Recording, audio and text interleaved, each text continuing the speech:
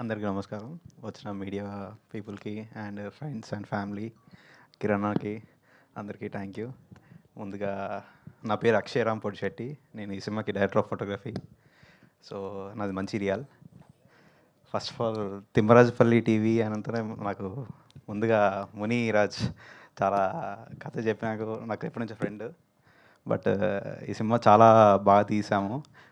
దీనికి సపోర్ట్ చేసిన కిరణ్ అన్నకి అసలు చాలా థ్యాంక్స్. అసలు ఏ ఏ విషయంలో క్వాలిటీ విషయంలో అయినా ఏదైనా తగ్గకుండా అన్నీ ఇచ్చినందుకు థ్యాంక్ యూ అన్న.